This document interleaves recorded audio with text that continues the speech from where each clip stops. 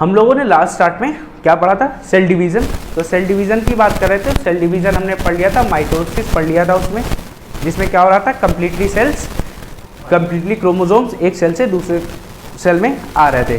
But इसमें कितने sales बन रहे थे, 1 से 2 सेल, इसको क्या कहा गया था, डिप्लॉयड सेल्स। हम लोग माइटोसिस की प्रोसेस की बात करें तो माइटोसिस की प्रोसेस हमने किस तरीके से पढ़ी थी,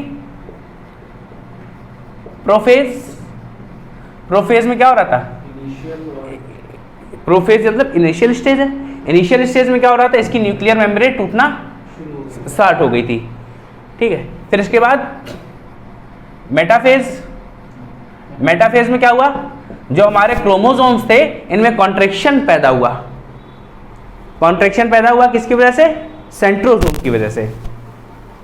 देन लास्ट में इसके बाद एनाफेज। एनाफेज में क्या होता है, जो आपके क्रोमोसोम्स हैं उनका पोलराइजेशन होने लगता है, टूट के क्या हो जाते हैं, अलग अलग दोनों पोल्स पे चले जाते हैं। देन लास्ट में टेलियोफेज में आपके जो सेल्स क्रोमोसोम दिखाई दे रहे हैं ये दिखना बंद हो जाएंगे, सेपरेट कुछ इस तरीके से स्ट्रक्चर में आ जाएंगे। आपके बॉडी ऑर्गन्स जो प्रोफेज में दिखना बंद हो गए थे और यहाँ पे दिखना स्टार्ट हो जाएंगे। जो आपके सेल के ऑर्गेनल्स होते हैं, गोल्गी बॉडी और एंडोप्लाज्मिक रेटिकुलम, लाइसोसोम्स, ये दिखना बंद हो जाते हैं प्रोफेज में, बट टेलियोफेज में ये वापस दिखना शुरू हो जाते हैं। फिर इसके बाद क्या होता है, इसके बाद लास्ट फेज है क्या, साइटोकाइनेसिस। साइटोकाइनेसिस क्या मतलब है, साइटो मतलब सेल, काइनेसिस मतलब डिवीजन। जब ये क्या होगा, ये सेल 2 बराबर सेल्स में डिवाइड हो जाएगी, इसी को बोला जाएगा साइटोकाइनेसिस। अब देखो मेटाफेज में क्या होता है, यहाँ जो क्रोमोसोम्स है उनमें कॉन्ट्रैक्शन हो रहा था, जिसको क्या होता है, न्यूक्लियर डिवाइड हो रहा ना, न्यूक्लियर डिवीजन को कहा जाता है काइरोकाइनेसिस, ठीक है। केंद्रक विभाजन को क्या कहा जाएगा, काइरोकाइनेसिस।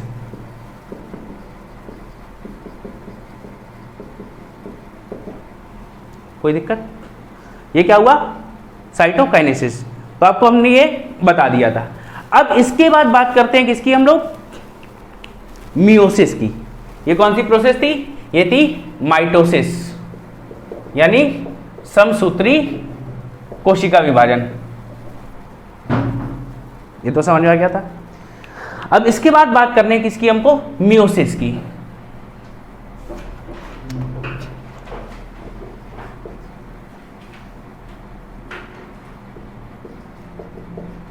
यानी अर्धसूत्री कोशिका विभाजन। अच्छा, माइटोसिस में और ध्यान रखना क्या, क्रोमोसोम्स पूरे के पूरे ट्रांसफर होते हैं एक सेल से दूसरे सेल में, इनको क्या कहा जाता है, डाइप्लॉइड सेल। कोई दिक्कत यहां तक। अब देखो हम लोग जब मियोसिस की बात करते हैं, मियोसिस में बस क्या होता है, ये प्रोफेज, मेटाफेज, एनाफेज, टेलियोफेज, यहां तक की बात पहले तो सेम रहती है, ठीक है, यहां तक की बात सेम रहती है। बट इसमें क्या होता है, जब इसको क्या नाम दिया जाता है, प्रोफेज 1, मेटाफेज 1, एनाफेज 1, टेलियोफेज 1। जब ये सेल्स 2 सेपरेट सेल्स में डिवाइड हो जाएंगी,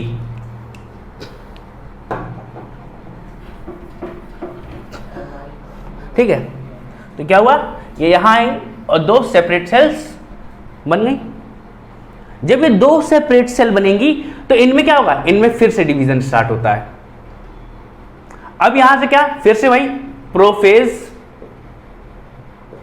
2, फिर मेटाफेज 2, एनाफेज 2, टेलियोफेज 2। कोई दिक्कत। अब इसमें क्या होगा, ये जो सेल्स हैं, एक सेल से 2 सेल बन रही थी, यहां पे भी सिमिलरली क्या होगा, इस एक सेल से 2 सेल बन जाएंगी, इस एक सेल से 2 सेल बन जाएंगी। कोई दिक्कत, एक कोशिका से 2 कोशिका बन गई, ठीक है। और इसमें क्रोमोसोम्स कितने ट्रांसफर होते हैं, हाफ क्रोमोसोम ट्रांसफर होते हैं। कितने, आधे गुणसूत्र ट्रांसफर होते हैं, जो मैंने आपको किसमें बताया था, क्रोमोसोम्स बताए थे, ऑटोसोम और एलोसोम। एलोसोम बताए थे हमने। एलोसोम गुणसूत्रों में क्या हो रहा था, एलोसोम गुणसूत्र जब आपने देखे तो आपके पास XX था और XY था, उसमें क्या होता है, मियोसिस होता है। एक इधर से आता है, एक इधर से आता है, आधा इधर से आया, आधा इधर से आया। वही काम यहाँ भी होता है, आधे आधे क्या, यहाँ 4 अलग अलग सेपरेट बन जाते हैं। अच्छा, ये आगे जाके भी डिवाइड होता है। हाँ, तो इनको कहा जाता है हैप्लॉइड सेल्स। सेम डिवीजन नहीं होता। हाँ, अब देखो इसमें क्या हुआ, अब आपने टेलियोफेज के बाद साइटोकाइनेसिस पढ़ा था, अब इसमें ये प्रोसेस कितनी बार हुई, 2 बार। भाई एक बार इधर हुई, एक बार इधर हुई, तो इसको कहा जाता है डाइकाइनेसिस या डाइसाइटोकाइनेसिस ही बोल देते हैं। लास्ट वाली प्रोसेस क्या है, डाइकाइनेसिस, हाँ, या डाइसाइटोकाइनेसिस। और ये जो सेल्स हैं ये किस नंबर्स में है, 4n, 4 के मल्टीपल में होंगी, तो इसलिए इनको कहा जाता है, और इनमें हाफ क्रोमोसोम ट्रांसफर होते हैं, इनको कहा जाता है हैप्लॉइड सेल्स। कोई दिक्कत यहां तक, इसको नोट करो फिर एक बार समझाते हैं।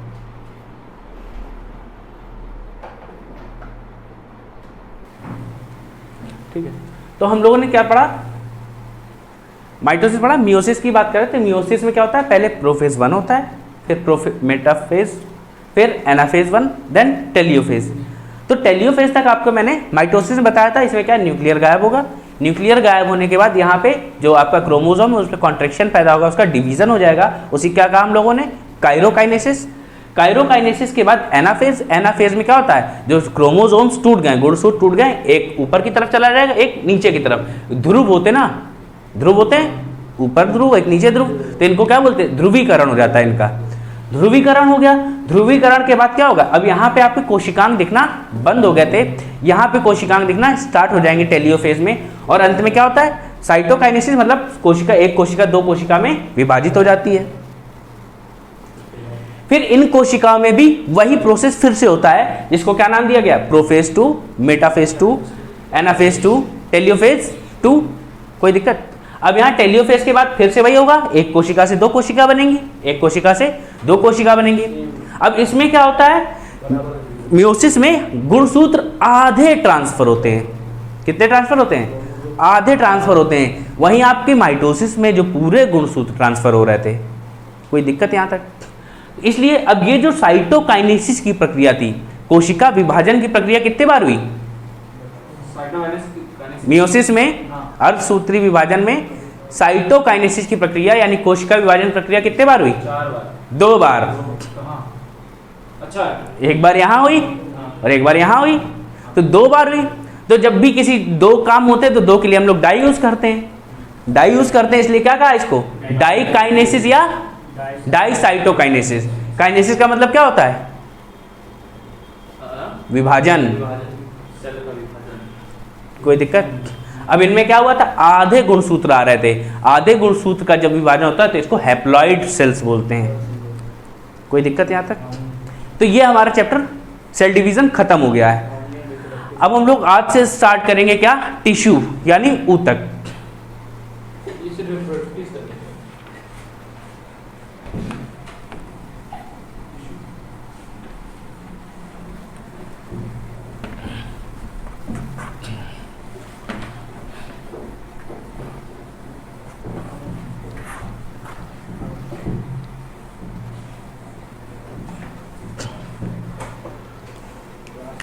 तो टिश्यू यानी ऊतक की बात करें तो ऊतक कब बनते हैं, ऊतक कब बनते हैं, टिश्यू का फॉर्मेशन कब होता है, जब बहुत सारी सेल्स मिलती हैं, जब एक जैसी सेल्स ढेर सारी मिल जाए तो क्या बनता है, टिश्यू। अब अच्छा ये बताओ, यूनिसेलुलर ऑर्गेनिज्म और मल्टी सेलुलर ऑर्गेनिज्म, मतलब एक कोशिकी जीव और बहुकोशिकी जीव, किसमें टिश्यू ज्यादा होंगे,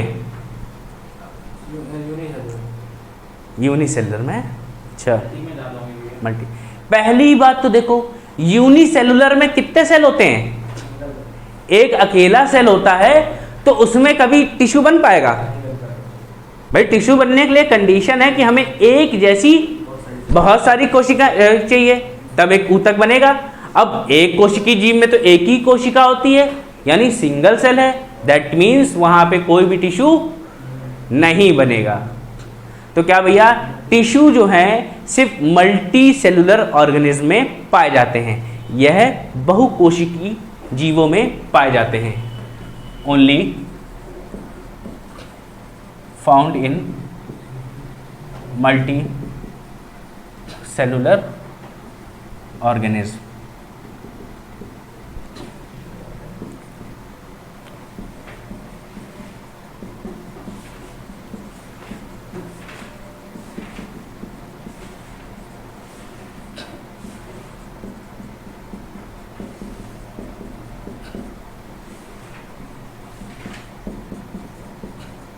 ठीक है, अब स्टडी ऑफ टिश्यूज,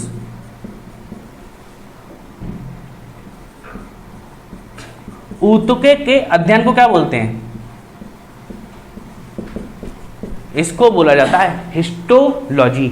और ये बहुत क्वेश्चन पूछा गया है, कई बार पूछा गया है भैया कि ऊतकों के अध्ययन को क्या बोलते हैं? Study of tissue is known as histology. इसको स्टार करके लिख लेना, इतनी बार पूछा गया है, पूछो मत। ओके, कोई दिक्कत है यहां तक? अब मैंने क्या बताया था आपको? पहले एक ओवा मिलेगा,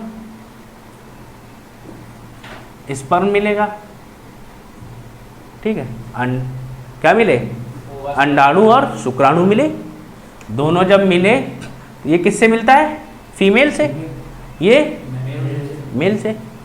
देन क्या होता है यहां पे? फर्टिलाइजेशन। जब फर्टिलाइजेशन मतलब निषेचन की प्रक्रिया, निषेचन की प्रक्रिया के बाद इसमें क्या बनता है? जाइगोट, यानी सिंगल सेल युग्मनज। ये क्या होती है? एक सिंगल सेल यानी एक कोशिका होती है। फिर इसमें क्या होता है? विभाजन शुरू हो जाता है, 1 से 2 बनती हैं। इनमें विभाजन हुआ तो 2 से 4 बन गई। फिर इनमें विभाजन हुआ तो फर्दर ढेर सारी और बन गई।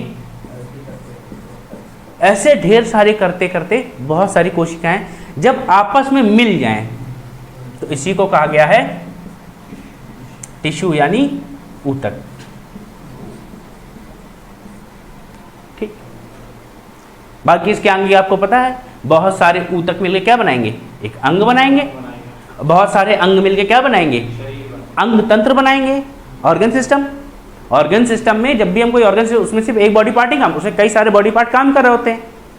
तो इसलिए क्या, कई सारे बॉडी पार्ट मिलके क्या बनाते हैं? Organ system. फिर ऑर्गन सिस्टम के बाद क्या बनता है? जब कई सारे ऑर्गन सिस्टम मिल जाते हैं तो हमारी बॉडी बनती है। ये मैं आपको चौथी बार बता रहा हूँ। और इसके बाद अगर आपने दोबारा कभी ऑर्गन के बाद सीधे बॉडी बोल दी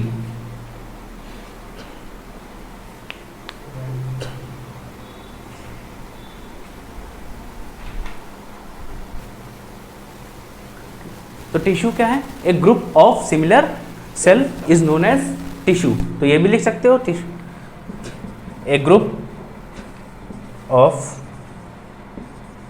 similar cells is known as tissue. एक जैसी कोशिकाओं के समूह को ही ऊतक कहा जाता है। यहां तक कोई दिक्कत है?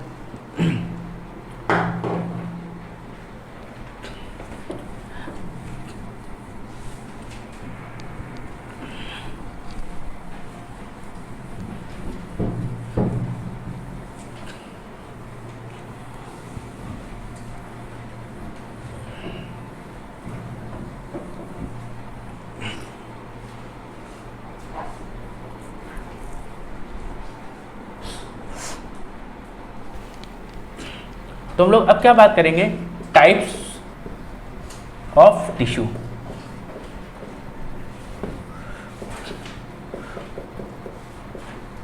ऊतक के प्रकार।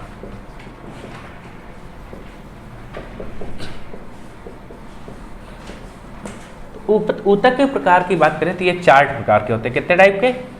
4। तो सबसे पहला क्या होता है? एपिथेलियल टिश्यू, इसको बोलते हैं उपकला ऊतक। दूसरे नंबर पे है कनेक्टिव टिश्यू,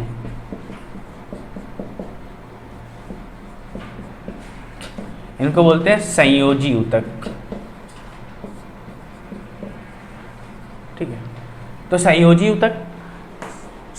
ऊतक जो है ये हमारी बॉडी में सबसे ज़्यादा अमाउंट में पाए जाते हैं।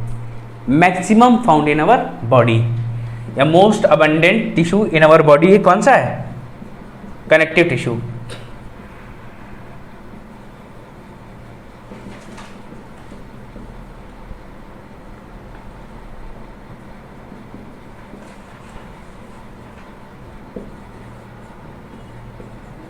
मनुष्य के शरीर में सबसे ज़्यादा पाया जाने वाला ऊतक संयोजी ऊतक है। देन इसके बाद 3rd नंबर पे मस्कुलर टिश्यू,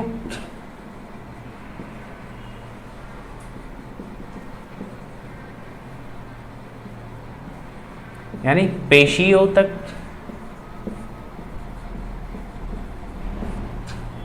4th नंबर पे है न्यूरल टिश्यू,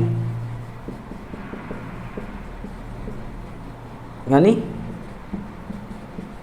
तंत्रिका ऊतक। ये चारों नोट करके इसके बाद पहली हेडिंग डाल लो एपिथेलियल टिश्यू।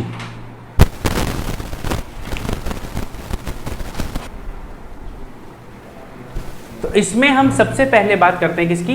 एपिथेलियल टिश्यू यानी उपकला ऊतक की।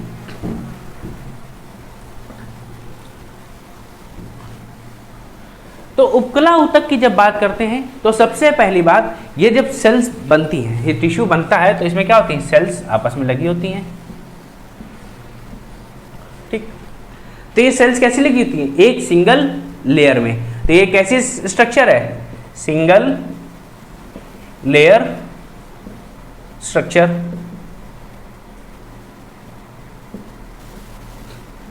यह एक परती संरचना है।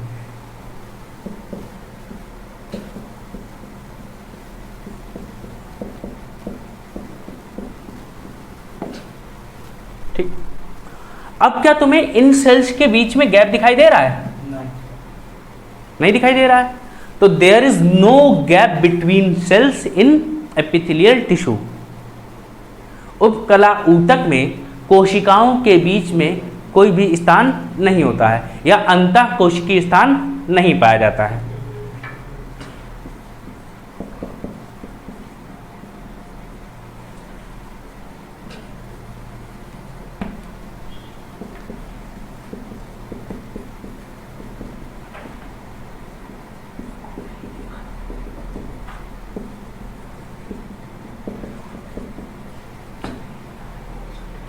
ठीक है, अब ये हमें मिलेंगे। इनका काम क्या होता है? ये क्या करती है? हमारी बॉडी की कवरिंग, जितने भी आपके बॉडी ऑर्गन्स हैं, जब भी जहाँ कवरिंग की बात हो जाए और वहाँ टिश्यू पूछा जाए कौन सा है, तो वहाँ पे एपिथेलियल टिश्यू होता है। ठीक है, it forms covering of body. तो हमारी बॉडी की कवरिंग क्या है? अरे कोई ऑर्गन होगा ना, स्किन। स्किन, हाँ भैया, स्किन ऑर्गन है बॉडी का सबसे लंबा बड़ा ऑर्गन। हाँ, कोई दिक्कत? हाँ, अब देखो, ये जो हमारा, ये तो स्किन है, ये एपिथेलियम टिश्यू का है। अब आपके ब्लड वेसल्स होंगे, ब्लड वेसल्स के अंदर भी लेयर होती है, ऊपर भी लेयर है, तो अंदर जो लेयर है वो भी एपिथेलियल टिश्यू है। अब आपकी बहुत सारी कैविटीज़ दिखाई दे रही हैं, बकल कैविटी दिखाई दे रही है, तो कैविटी के ऊपर लेयर होगी कोई ना कोई, वो भी एपिथेलियल टिश्यू है। थोरैसिक कैविटी है। ठीक है, जब भी आपकी बॉडी में कोई कैविटी की बात हो रही हो तो वहाँ भी एपिथेलियल टिश्यू होगा। गड्ढा, गैप, पेट है, पेट खाली है ना आपका, तो वो कैविटी है, मुंह खोला, मुंह में गैप दिख रहा ना बड़ा सा, वो क्या है? कैविटी है, ध्यान रखना है क्या। तो कैविटी जहां भी दिखाई देगी तो क्या बनाता है? एपिथेलियल टिश्यू बनाता है। कोई दिक्कत? अब एपिथेलियल टिश्यू को दो स्ट्रक्चर के बिहाफ पे दो फॉर्म में बताया गया है। एक सिंपल एपिथेलियल टिश्यू,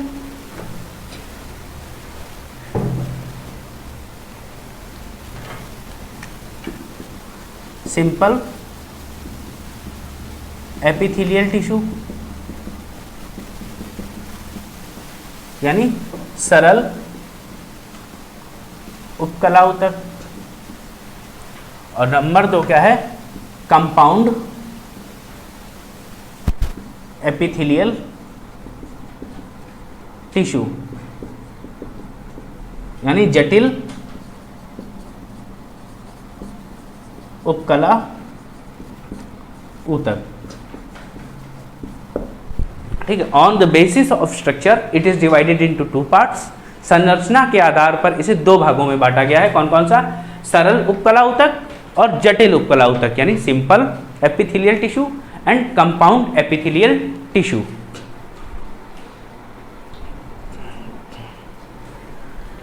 तो हेडिंग डालो simple epithelial tissue.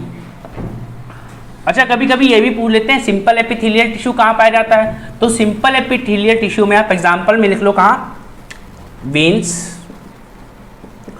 Arteries, body cavity. ये कहाँ कहाँ मिलेंगे?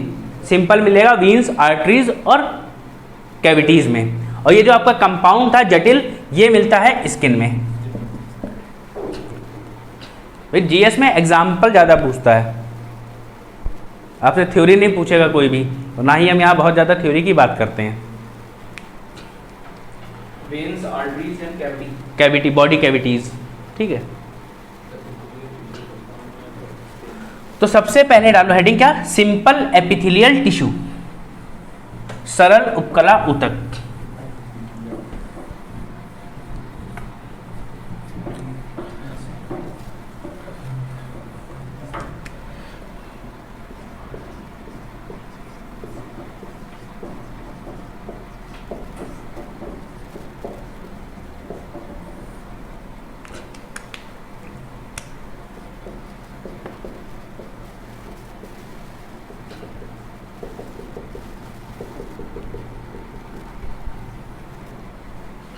सरल उपकला ऊतक की बात करें तो इसमें बहुत कई टाइप हैं, लेकिन हम इसमें 2-3 ही टाइप पढ़ेंगे।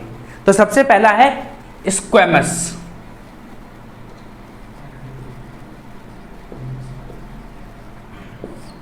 क्या है सबसे पहला?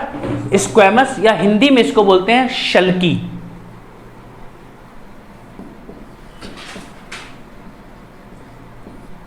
अब इसकी स्ट्रक्चर कैसी होती है? ये सिंगल लेयर्ड स्ट्रक्चर होता है। कैसा सिंगल लेयर्ड स्ट्रक्चर होगा?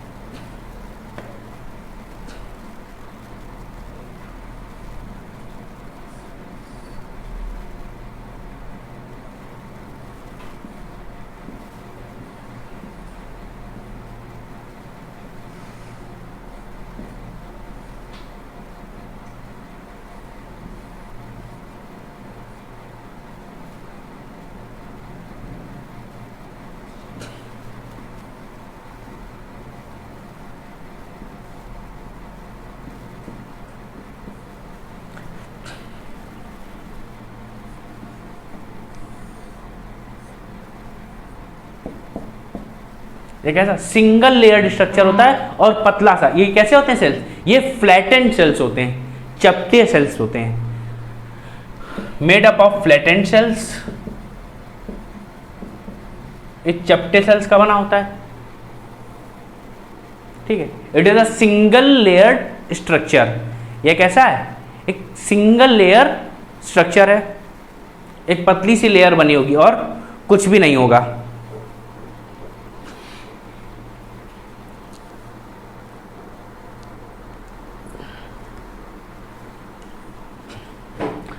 अब ये फाइंड कहाँ होते हैं, हमें क्या करना है, इनका एग्जाम्पल याद रखना है कि ये मिलते कहाँ कहाँ है।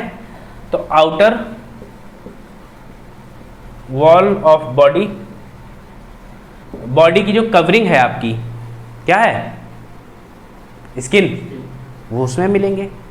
देन ट्यूब्स, आपकी बॉडी में कौन कौन सी ट्यूब्स हैं, कितने टाइप की ट्यूब्स हैं, ब्लड वेसल्स पढ़ी हैं, ब्लड वेसल्स कौन कौन सी होती हैं,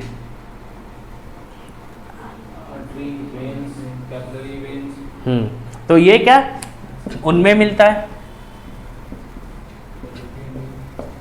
ठीक है। एल्वियोली जानते हो, एल्वियोली यानी कुपिका, कुपिका क्या है, एल्वियोली, एल्वियोली क्या होता है, आपके लंग्स हैं, लंग्स की सबसे छोटी यूनिट एल्वियोली है, जहां पे एयर का चेंज होता है। भैया आपने ऑक्सीजन ली और कार्बन डाइऑक्साइड अंदर रखी हुई है, तो उसको बदलना है ना, उसको बाहर कहाँ चेंज होती है, वो एल्वियोली में चेंज होती है। कोई दिक्कत है, वो बातें बता देंगे, अभी फिलहाल इतना काम रखो, ठीक है। फिर इसके बाद लिख सकते हो तुम लोग buccal cavity, thoracic cavity,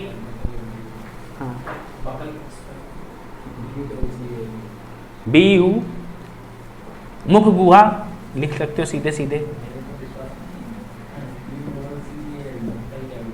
buccal cavity,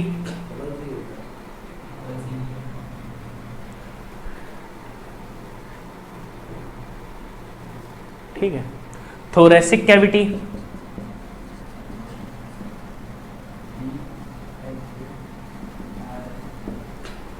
oesophagus जानते हो, एसोफेगस,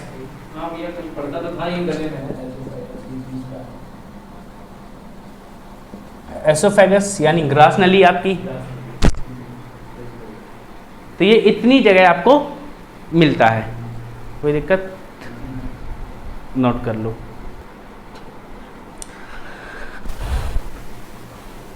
अब आगे हम लोग बात करते हैं क्यूबॉइडल एपिथेलियल टिश्यू, यानी घनाकार उपकला ऊतक, क्यूबॉइडल एपिथेलियल सिंपल टिश्यू,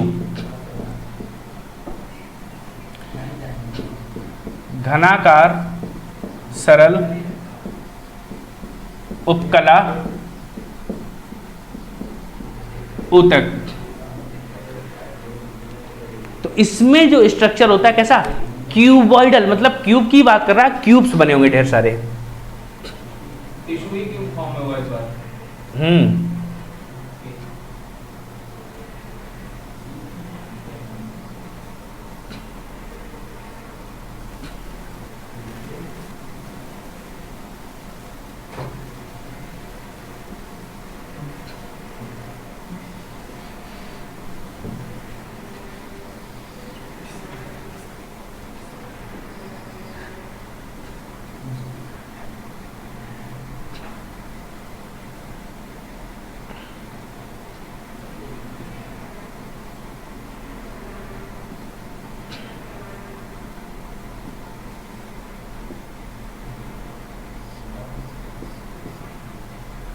तो आपको एक क्यूब जैसा स्ट्रक्चर दिखाई देगा, उठे हुए क्यूब्स बने होंगे, बड़े बड़े क्यूब्स बने होंगे, तो कैसा घन के आकार की इनकी आकृति होती है, ठीक है। It is a cuboidal structure.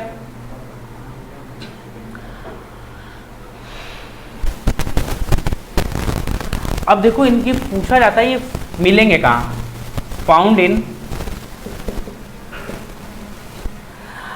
Salivary glands. सबसे पहले लिखो क्या, स्लाइवरी ग्लैंड्स यानी लार ग्रंथि,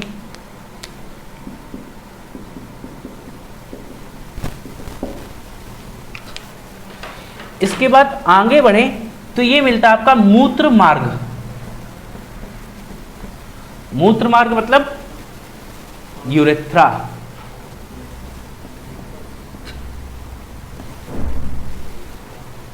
जहां से किडनी से कनेक्टेड होगा। अगर आपसे पूछे किडनी से रिलेटेड जो ट्यूब्स होती हैं उनमें कौन सा टिश्यू मिलेगा? Columnar simple epithelial tissue, sorry हाँ क्यूबॉइडल। कोई दिक्कत? फिर आपके पास ओवेरी है, ओवेरी फीमेल्स में होती है ना, ओवेरी फीमेल्स में होती है और इस ओवेरी से क्या सेक्रेट करते हैं? एस्ट्रोजन और प्रोजेस्ट्रॉन, एस्ट्रोजन एंड प्रोजेस्ट्रॉन। फिर इसके बाद टेस्टिकल्स, ये मेल्स में होते हैं यानी वृषण। ये कौन सा हार्मोन सीक्रेट करते हैं? टेस्टोस्टेरोन।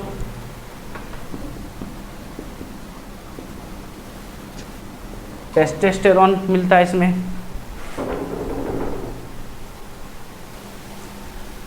तो आपके जो ओवेरी हैं और ये टेस्टिकल्स हैं इनमें भी ये घनाकार सरल उपकला ऊतक पाया जाता है। ये एस्ट्रोजन प्रोजेस्टेरोन ऐसे ही बता दिए हैं, अभी जब आगे पढ़ाएंगे हार्मोन्स तो वहाँ बता देंगे, या रिप्रोडक्टिव सिस्टम पढ़ाएंगे तो उसमें बताएंगे। तो अच्छा तुमने इस एक चीज़ इनमें कॉमन की, देखी ये क्या है? कुछ ना कुछ सीक्रेट कर रहे हैं, कुछ ना कुछ श्रावित हो रहा है इनसे।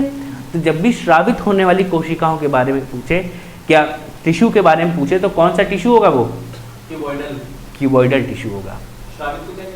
एक्सक्रीशन कर रहा है ना, सलाइवा से सलाइवा निकल रहा है, यूरेथ्रा से यूरिन, ओवेरी से एस्ट्रोजन प्रोजेस्टेरोन टेस्टोस्टेरोन, तो ये आपका सब निकलता है ना।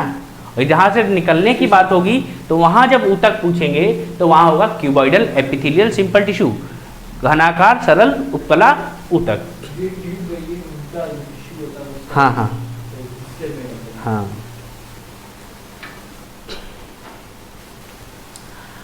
अगला है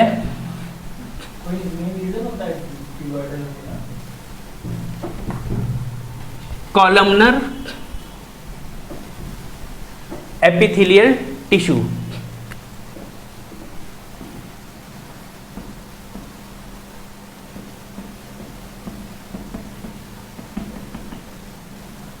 एपिथेलियल टिश्यू, कभी कभी ध्यान रखना एपिथेलियम लिख के आ जाता है, खंभा नुमा सरल उपकला ऊतक। इनमें कैसी स्ट्रक्चर होती है? इनमें बड़े बड़े बने होते हैं क्या? टिश्यू, बड़े बड़े सेल्स ब्लॉक होते हैं, लंबे लंबे कॉलम जैसे, खंबे जैसी आकृति बनी होती है, उनको क्या कहा गया है? Columnar epithelial tissue.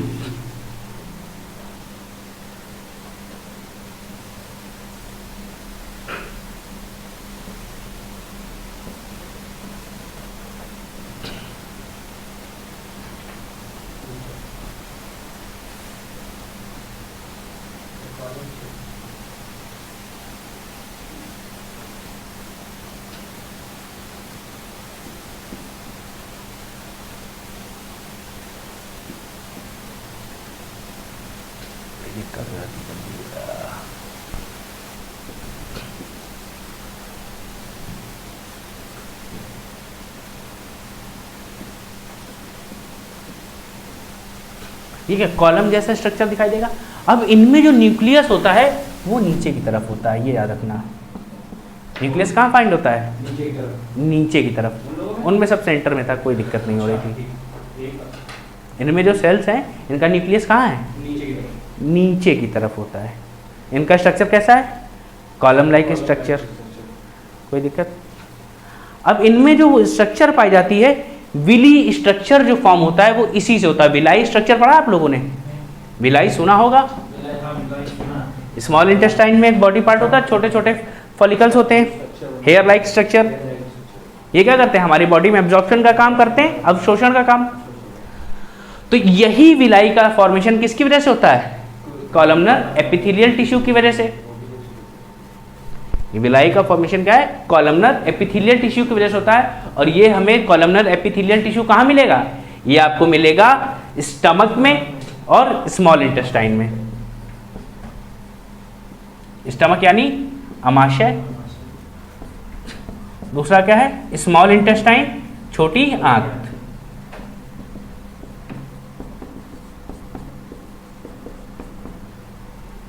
कोई दिक्कत यहां तक? इसको नोट कर लो।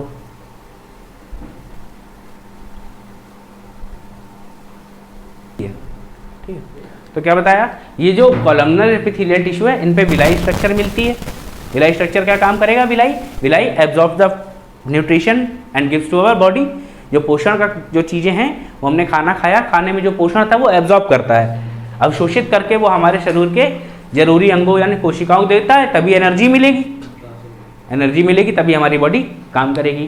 तो ये विलाई स्ट्रक्चर हमें कहाँ मिलता है? स्टमक और स्मॉल इंटेस्टाइन। दैट मीन्स ये जो खंभा नुमा उपकला ऊतक है ये कहाँ मिलेगा? पेट में और छोटी आंत में, अमाशय और छोटी आंत में। तो ये आपका एपिथेलियल टिश्यू कंप्लीट हो गया। कॉम्प्लेक्स हमको पढ़ना नहीं, कॉम्प्लेक्स में मैंने आपको बता दिया स्किन आती है। कल हम लोग क्या पढ़ेंगे? कौन से टिश्यू? कनेक्टिव टिश्यू, और बाकी जितना भी आगे कंप्लीट हो जाएगा एडिपोज टिश्यू सब कंप्लीट करने की कोशिश करेंगे। कल हम लोग टिश्यू कोशिश में ख़त्म कर देंगे। ठीक है।